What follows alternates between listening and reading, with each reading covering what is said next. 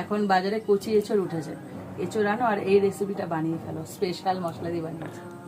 খেলে না তখন আর চিংড়িও লাগবে না, অন্য কিছু লাগবে না, দারুণ খেতে। আজকে তোমাদেরকে এঁচড়ে একটা দারুণ রেসিপি শেয়ার করবো। সবসময় তো চিংড়ি মাছ আমিষ দিয়ে খাও, এখানে পেঁয়াজ রসুন পড়বে কিন্তু অন্য ধরনের, একদম ইউনিক স্টাইলে। চলো শুরু করা। এঁচড়টা তৈরি করবো যে মশলাটা দিয়ে, স্পেশাল মশলা যার জন্য এত সুন্দর খেতে হবে, সেই মশলাটা রেডি করে নেবো। প্রথমে দিয়ে দিচ্ছি সর্ষে, সর্ষের পরিমাণ সবচেয়ে বেশি। দিয়েছি গোটা জিরে, মৌরি, গোটা ধনে, আর দিয়ে দিচ্ছি কাশ্মীরি লঙ্কা। এবার এটাকে সব একসাথে ভেজে নিতে হবে। কিছুক্ষণ নেড়ে নেওয়ার পরে দিয়ে দিচ্ছি ছোট এলাচ আর দারচিনি। প্রত্যেকটা কালার চেঞ্জ হয়ে গেছে মশলা, ঠিক এই সময় নামিয়ে নিতে হবে। এটা মিক্সি জারে নিয়ে নেবো ব্লেন্ড করার জন্য। এবার এঁচড়গুলোকে একটুখানি ভাপিয়ে নেবো, মানে পুরোপুরি যেন একদম নরম হয়ে সেদ্ধ না হয়, এমনভাবে সেদ্ধ হবে যেন গোটা গোটা থাকে। তো এগুলোকে আমি পরিষ্কার করে ধুয়ে নিয়েছি, এবার দিয়ে দেবো।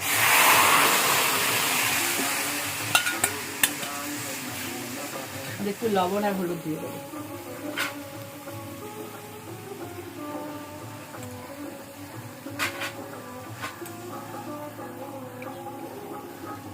এঁচড়টাকে ঠিক এরকম করে সেদ্ধ করতে হবে। দেখো সেদ্ধ হয়ে গেছে, এই দেখো হালকা, কিন্তু গলে যাবে না।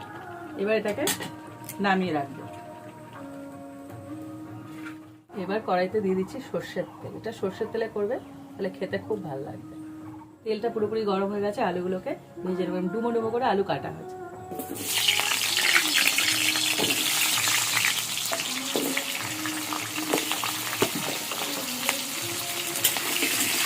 আলুগুলো একদম লাল করে ভেজে নিয়েছি, এবার এটাকে তুলে নেব। এবার ওই তেলের মধ্যেই ফোড়ন দিয়ে দিচ্ছি তেজপাতা আর গরম মশলা, ছোট এলাচ আর দারচিনি। একটু ভেজে নেব। দিচ্ছি একটু গোটা জিরে। এবার এর মধ্যে দিয়ে দিচ্ছি পেঁয়াজ কুচানো।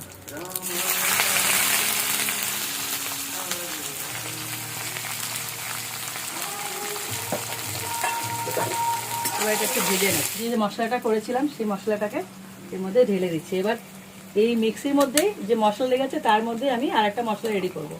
এখানে দিয়ে দিচ্ছি কয়েক কোয়া রসুন, আদা আর কাঁচা লঙ্কা। দিয়ে দিচ্ছি ভেজানো বাদাম, কাঁচা বাদাম, এটাই টেস্টটা দারুণ করে দেবে। আর দিয়ে দিচ্ছি টমেটো কুচি।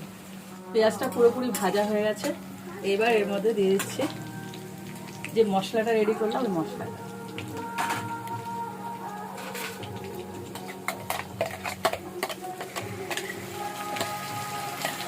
মিক্সিতে যে মশলাটা পেস্ট করেছিলাম সেটা দিয়ে দিয়েছি। এবার বাকি মশলাগুলো দিয়ে দেবো। এবার দিয়েছি লবণ।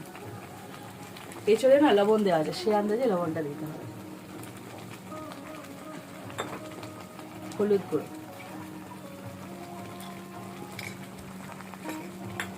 কাশ্মীরি গোটা লঙ্কা যেটা, সেটা দেওয়া আছে। তাছাড়াও এখানে কালারের জন্য আর একটু দিয়ে দিচ্ছি কাশ্মীরি লঙ্কার গুঁড়ো। তোমরা চাইলে একটাও দিতে পারো, কোনো ব্যাপার। এবার এটাকে কষিয়ে দেবো। দেখো মশলা থেকে তেল ছেড়ে দিয়েছে। এবার দিয়ে দেবো এঁচড়টাকে।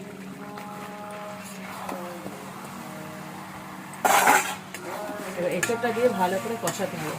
এখনো কিন্তু আসল মশলা পড়েনি। দেখো এঁচড়টা দেওয়ার পর এবার দিয়ে দিচ্ছি আলু। পুরো হচ্ছে মাংস রান্না হচ্ছে। হ্যাঁ, এটা তো গাছ পাঠা, এখানে ওই জন্য গাছ পাঠা বলে। আর যে মশলাটা রেডি করেছিলাম সেই মশলাটা যাবে।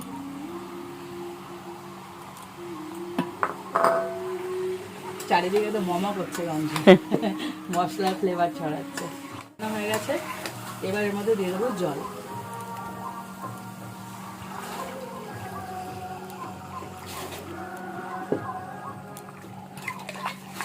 দেখো একদম মাখা মাখা হয়ে গেছে। একটু গা মাখা মাখা নামাবে, তাহলে কি বলতো, নামানোর পরে এই ঝোল যেটা আছে হালকা হালকা সেটা বসে যাবে।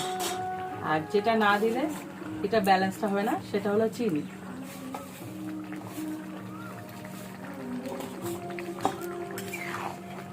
আর এঁচড়ে যেটা একদম অবশ্যম্ভাবী যাবে সেটা হলো ঘি। এটা ছাড়া এঁচড় হয় না।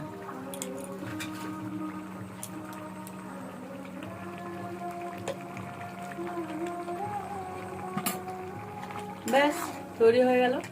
দারুণ না এঁচড়? একদম অনুষ্ঠান বাড়ির এঁচড় হয়ে গেছে।